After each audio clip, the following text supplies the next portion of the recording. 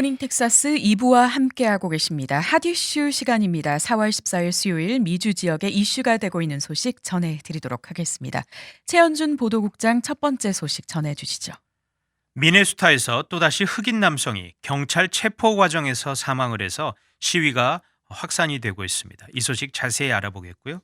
이어서 미국 대학가에서 진행 중인 코로나 백신 의무 접종 논쟁도 함께 살펴보겠습니다. 네. 중서부 미네소타주에서 흑인 남성이 경찰 총격에 의해서 사망하는 사건이 발생했다고요? 네, 미네소타주 주요 도시 미네폴리스 근교인 브루클린 센터에서 흑인 남성이 경찰 총격에 사망을 해서 항의 시위가 확산이 되고 있습니다. 이에 대응하는 당국의 움직임도 지금 진행 중인데 미네소타 주지사가 지난 12일 오후 7시부터 13일 어제 아침 6시까지 야간 통행 금지령도 발동을 했었습니다. 네. 조 바이든 대통령도 이에 대해 직접 입장을 밝혔고요. 네. 바이든 대통령은 이에 대해서 뭐라고 했습니까? 비극적인 일이 벌어졌다면서 평화와 안정을 요구한다고 백악관 출입 기자단에 밝혔습니다. 평화와 안정을 바라는 단테 어머니의 말을 들어야 한다면서 시위 와중에 발생하는 약탈과 폭력 행위는 절대 정당화될 수 없다고 강조했는데 여기서 단테는 이번 사건으로 사망한 20살의 남성 단테 라이트를 가리킵니다. 그렇군요. 단테라이트의 사망 경위가 어떻게 되는지 짚어보면 좋겠습니다. 네, 일요일이었던 지난 11일 현지 경찰이 라이트의 흰색 승용차를 정지시킨 뒤에 발생한 일입니다. 경찰관 몸에 부착이 된 바디캠이라고 하죠. 이곳에 찍힌 영상이 공개가 돼서 파장이 컸는데 경찰이 라이트를 차에서 내리게 한 뒤 수갑을 채우려고 했을 때 라이트가 다시 자신의 차에 올라타 도주를 시도했습니다. 네. 그러자 경찰이 테이저건 이 전기 충격기를 외쳤는데 그 곧바로 총성이 울렸습니다. 그러면서 내가 그를 쐈다라는 음성이 이 바디캠에 찍혔습니다. 그렇군요.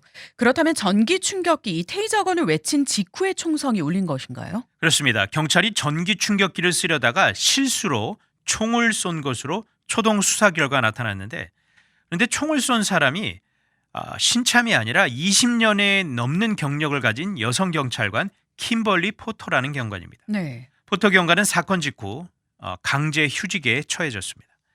사건 발생 장소와 시점 때문에 흑인 사회의 반발이 크게 확산할 가능성이 있기 때문에 더 좀 우려가 됩니다. 네. 사건 발생 장소와 시점 때문에 더 주요 언론이 보도를 집중하고 있다라고 하셨는데 사건 발생 장소와 시점이 주목을 받는 이유는 무엇인가요? 네, 미네소타주가 작년에 전국적인 시위를 촉발한 조지 플로이드 사망 사건이 일어난 곳이기 때문입니다. 5월 25일, 다음 달 25일이 바로 플로이드의 사망 1주기가 되는데 이에 따라 플로이드 추모 여론과 결합이 됐을 때 흑인 사회와 지역 주민들의 분노가 더 커질 수가 있기 때문입니다. 아울러 플로이드를 사망에 이르게 한 데릭 쇼빈 전 경관의 1심 판결도 곧 나올 예정입니다. 네. 쇼빈 전 경관 공판은 어떻게 진행 중인가요? 쇼빈 전 경관에게 불리한 증인 진술이 계속해서 나오고 있습니다. 목 누르기 제압이 불필요한 상황이었다는 훈련 교관의 증언이 앞서 있었고 네. 또 지난 12일에는 심장 전문의 자나탄 리치 박사가 플로이더가 지병인 심장질환이나 약물 오남용 때문에 사망한 게 아니다라고 분명하게 진술을 했습니다. 네. 쇼빈 전 경관에게 불리한 증인 진술이 계속 나오고 있다라는 말씀이신데요. 이런 말들이 어떤 연유로 쇼빈 전 경관에게 불리한 진술이 될 수 있는 건가요? 무죄 주장 논거를 모두 반박하는 내용이기 때문에 그렇습니다. 쇼빈 전 경관과 변호인 측은 훈련소에서 배운 대로 쇼빈은 임무를 수행했다라고 변론해왔고 네. 플로이드에게 기존에 있었던 의학적 상황 그러니까 심장병과 약물 중독 등이 사망의 직접적인 사인이었다고 말을 했습니다.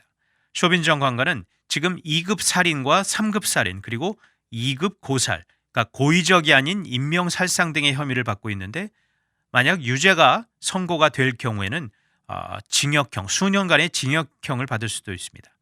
이 밖에도 최근 또 경찰이 흑인을 강경하게 대하는 사건이 잇따라서 발생을 해서 또 문제가 되고 있죠. 네. 버지니아주 쪽이라고 알고 있는데요. 이 관련 유사 사건이 일어났다고요?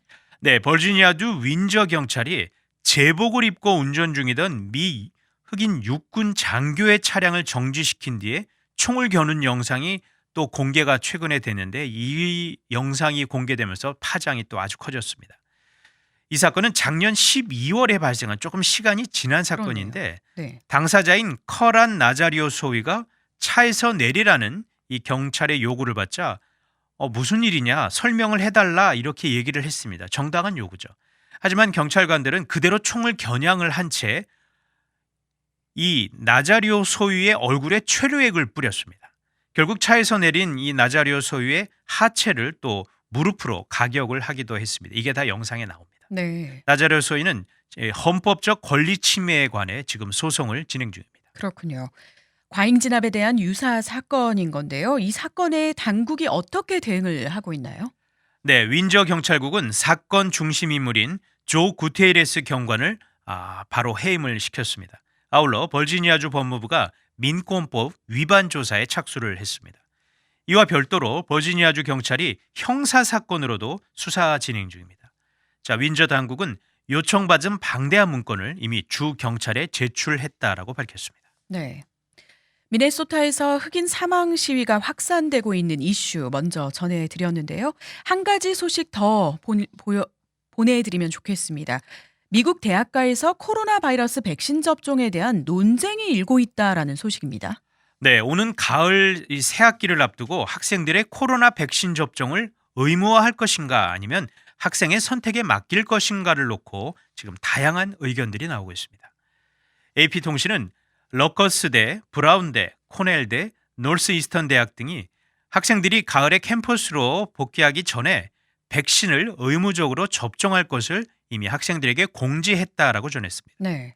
이들 대학은 학생들의 백신 의무 접종으로 집단 면역을 형성해서 교실이나 기숙사 등의 사회적 거리두기 조처를 완화할 수 있을 것으로 기대를 하고 있습니다. 네. 이 학교들은 아예 이제 공지를 하게 된 건데요. 네. 이렇게 의무적으로 백신 접종을 요구하는 학교가 있는가 하면 또 그렇지 않은 학교도 있다는 말이네요. 그렇습니다. 일각에선 학생들에게 백신을 의무화하는 것이 법적으로 불가능하지 않냐 이런 목소리도 납니다. 일예로 버지니아 공대는 식품의약국 FDA에 이 FDA가 백신에 대한 긴급 사용만을 승인했지 정식 사용 승인을 한 것은 아니기 때문에 이 백신 접종을 의무화할 수 없다라고 밝힌 바가 있습니다. 그렇군요. 그러니까 백신 접종을 강요하는 것이 의무화하는 것이 법적인 문제가 될 수 있다라는 그런 관점이네요. 그렇죠. 하지만 접종 의무화를 한 학교들은 전혀 문제가 없다라는 입장입니다. 대학들이 특정 질환에 대한 백신을 요구하는 것은 더 이상 이상한 일이 아니라는 주장인데요. 캘리포니아주의 경우 지난해 캘리포니아 주립대학의 독감 예방주사 의무화를 법원에서 인정받기도 했었는데 하버드 법률전문대학원의 글렌 코온 박사는 대학이 코로나 백신 의무화를 허용하지 않을 법적인 이유가 전혀 없다면서 앞서 많은 대학들이 코로나 검사도 의무화했는데 이 역시 FDA의 긴급 사용 승인안에 이루어졌다라는 주장을 했습니다. 그렇군요. 법적인 문제 외에 대학들의 백신 접종 의무화에 또 논쟁이 되는 부분이 뭐가 있을까요? 주 당국의 정책과 맞지 않을 경우에 논쟁의 여지가 또 있습니다. 플로리다주의 론 드센티스 주지사 같은 경우는 최근 사업체들이 손님들에게 백신 접종 이 증명서를 요구하는 것을 금지를 시켰습니다. 하지만 주 내에 있는 노바 사우스 이스턴 대학 같은 경우는 학생과 교직원들에게 백신 접종을 의무화할 계획을 발표하는 등 좀 주지사와는 좀 엇갈리는 행보가 나오고 있습니다. 네. 주 당국의 정책과 대학에서는 또 대치되는 그런 그렇습니다. 그 행보를 보이는 건데요. 백신 의무 접종을 학생뿐만 아니라 또 교수나 교직원들에게도 적용하는 대학들도 있다라고 볼 수 있나요? 네, 노트르담 대학 같은 경우는 학생들은 의무 접종이지만 교직원들은 그들의 선택 사항으로 남겨놓았고 노스 이스턴 대학은 교직원들에게까지 백신 접종 의무화를 확대하는 방안을 심각하게 고려 중인 것으로 알려졌습니다. 네. 이렇게 기준이 정확하게 있지 않다 보니까 적용이 다양하게 되는 것 같은데요. 백신 의무 접종에 예외가 되는 경우는 없을까요? 있습니다. 대부분의 대학이 종교적인 이유로 인한 백신 거부는 예외로 그것을 인정을 하고 있습니다. 브라운 대학의 경우 정당한 사유 없이 백신을 맞지 않은 학생은 가을 학기에 원격 수업을 듣겠다는 청원서를 내거나 아니면 휴학계를 내야 한다고 또 공식으로 공지를 내렸습니다. 그렇군요. 대학들의 백신 의무 접종이 간단한 일이 되지는 않을 것 같습니다. 그렇죠. 백신 증명서의 신뢰도 문제도 또 거론이 되고 있는데요. 지역마다 백신 접종 인증서가 조금씩 다르고 또 쉽게 이것이 위조도 가능하기 때문입니다. 또 해외에서 온 유학생들에 대한 의무 접종도 이견이 나오고 있습니다. 학생들이 본국에서 접종을 받았더라도 미국에서 이 백신이 승인되지 않은 경우가 있거든요. 음. 그런 경우들도 있기 때문입니다.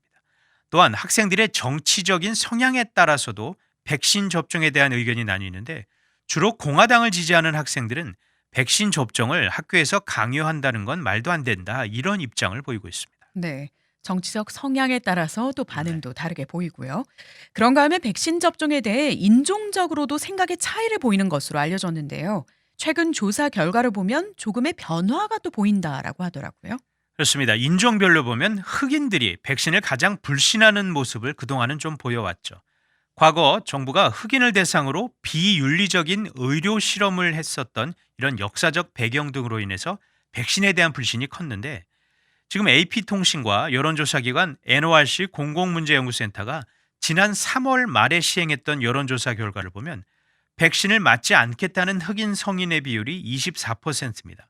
그런데 이 비율이 지난 1월 41%보다 상당히 크게 낮아진 수치죠. 네. 백인 응답자의 26%보다 오히려 더 낮았고 중남미계 22%보다는 조금 높았습니다.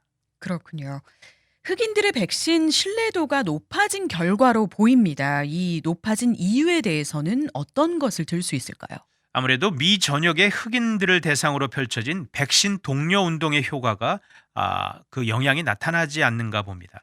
조 바이든 행정부가 수백만 달러를 투입하는 가운데 흑인 지역 단체 또 인권 단체, 흑인 교회 지도자들을 중심으로 이 코로나 백신 접종을 독려하는 캠페인이 펼쳐지고 있는데 일부 주에서는 유색 인종에 집중적으로 백신의 효능과 안전성을 알리는 사업들이 펼치고 있어서 역시 이런 것들이 복합적으로 작용을 해서 흑인들의 백신 신뢰도가 좀 높아진 게 아닌가 보입니다. 네. 최현준 보도국장 수고 많으셨습니다. 흑인 사망 시위가 확산되고 있는 미네소타 그리고 코로나 백신 의무 접종이 논쟁이 되고 있는 대학가 소식까지 전해드렸습니다. 4월 14일 수요일 굿모닝 텍사스 2부 핫 이슈 전해드렸습니다.